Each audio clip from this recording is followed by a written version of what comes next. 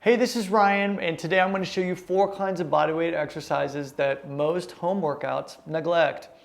And if you look around, you'll see that the vast majority follow the same tired template of high reps of push-ups, squats, planks, and burpees, which are really just more push-ups and squats. Now, there's nothing wrong with those, but if that's all you ever do, you're going to run into problems. I'm talking about things like shoulder pain, tight hamstrings, and even a weak back. Why is that? It's because those exercises are only working the body in a couple of directions. There's no rotation. There's no shoulder range of motion. There's no lateral movement, no coordination, nothing to keep your body loose so you don't end up with back pain. I'm going to be honest with you, just like most of the food they sell at the grocery store isn't actually good for you, most of the workouts you'll find here on YouTube aren't going to give you a balanced training diet. So don't get me wrong, there's some very strong people on there and some very smart ones too. But they're really kind of just slaves to the YouTube algorithm. So the most popular videos you're likely to find are aimed at the majority of people who don't really know what they're doing. So in this video though, I'm going to show you 4 examples of bodyweight exercises that won't injure, won't lose effectiveness, and won't get boring. Now at the end, I'll also tell you where to get a full example workout that uses all of these and includes some adjustments to make some, easier adjustments for you or even make them more difficult depending on your own level. Sound good? Cool. Well, let's get into it. Now, the first exercise I want to show you is one called the Spider-Man. Now, it looks like this. And that's it. Now, it's a great one for building pushing strength, obviously. But unlike push-ups, it's also great for rotational strength and coordination. So as you can see, it's forcing you to coordinate your upper and your lower body. Now this is how we actually move our bodies naturally outside the gym, right? So if you're looking for functional strength, you can actually use, this is a fantastic move. Now next up is the crab. Now this is what the crab looks like.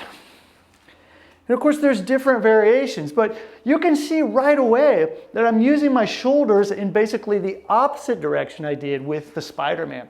And this helps to develop your shoulders more evenly and keeps them from getting stiff from just doing the same thing all of the time. And this is going to build better wrist, arm, and core strength, as well as further improving your coordination, which, as I mentioned earlier, is important for how we actually move outside of the gym. Now, you probably did this one when you were a kid, right? But don't underestimate this move. Along with our shoulders, most people have tight hips from sitting down all day. So to build more strength and mobility in the hips, we're going to take a look at the walking frogger, which is our next movement here. So check this out.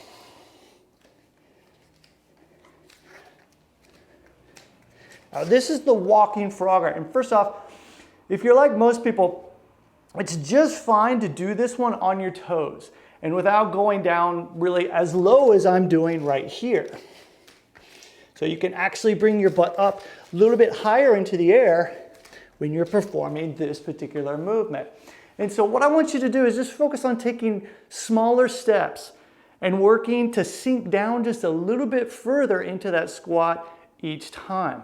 Now, you'll also notice that this is going to really strengthen the legs, but it's also where we're using each leg independently. So this is also something that's different than just these standard squats that you typically do. And since we're not kangaroos, instead of hopping, we alternate pushing with each leg when we walk and when we run, right? So the walking frogger builds your strength and mobility in the same way. So once again, check this out. Walking forward and walking forward. And so now you can see how not only strengthening the legs, but also improving hip flexibility, mobility, and coordination. Now, the last movement I want to show you also starts with the squat. I call this one the monkey 180. Now check this out.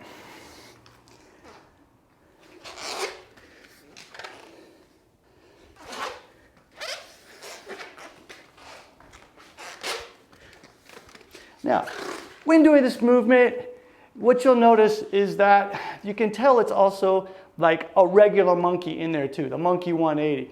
But this is a variation of that monkey. And I'll tell you where you can learn that standard regular monkey in a couple minutes. But the reason I'm showing the 180 version here is because it's going to help build rotational strength and mobility. This is something that is sorely overlooked in typical fitness programs. Now, you might not be able to do the full 180. That's absolutely fine too. So even if you just do the 90 degrees from here and just pop into a 90-degree position, you're also going to reap the benefits. And that's good too because it'll give you feeling for the movement. Also, you don't have to squat as deep as I'm going to do right now. So check this out. What we're after is getting into a deep squat. But again, it's just important to work at your own pace when you're doing this. Just focus on placing your hand down to where it's comfortable for you, and then you can practice twisting your body into a squat position. So you can now see that these moves are going to be just as effective as push-ups and squats, but they go even further by working each joint in more directions.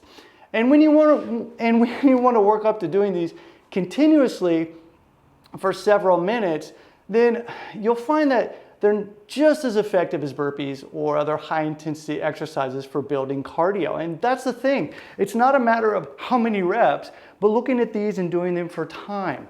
Again, working up to being able to do these comfortably is going to really give you the best benefits. And the main difference is that we're doing all this in a way that doesn't make you tight, doesn't put too much strain on your joints.